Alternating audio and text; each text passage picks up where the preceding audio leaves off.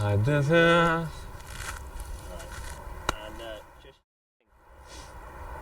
So depression's dug in, and it found a home in me. And it took me over half my life to figure out what the cause could be.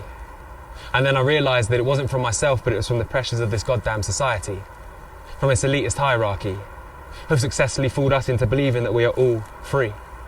Keep calm and carry on and sit down and shut the hell up in front of the TV. And it's absolutely ridiculous that we all see all of these atrocities, but we are so disempowered that we take absolutely no responsibility. What can I do? I'm just little old me.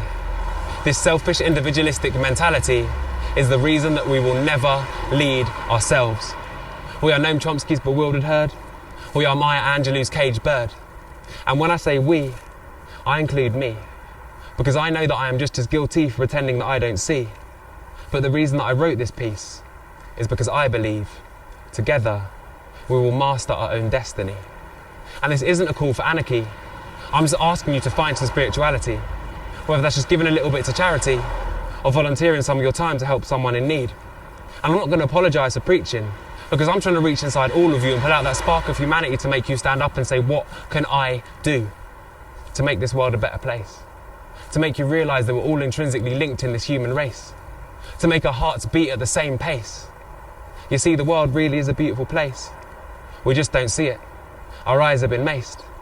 The beauty and splendour of our planet never wins first place in the race in our minds. Like we never have enough time just to stop and listen. And I had a dream that a king spoke to me. I had a vision of a prophet and his name was Gandhi. And then the lion roared, yet we still ignored Marley. How much more could we possibly see until we believe that this isn't freedom? Gil Scott called it free doom, and I agree.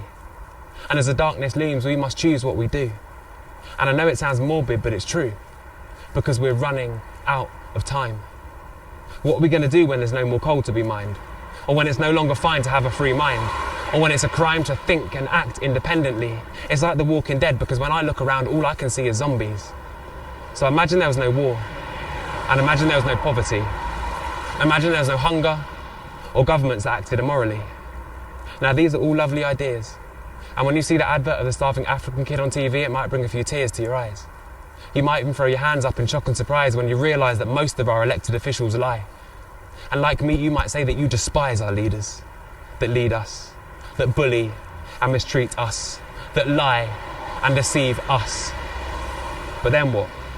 Just brush it under the carpet like it never happened. Just stay distracted. For God's sakes, don't react to it. But you see, that's the trick. They drip feed us just enough information so that we don't feel numb, but we'd never get the truth, because profit is a product of keeping us dumb. Good. Feels pretty. Yeah, I reckon so. I'm pretty good with one take. Yeah, I reckon we nailed it. Yeah, so do I. Nailed it. Safe. Let's do it. We're getting good at this. Yeah, we are, man. I just think it's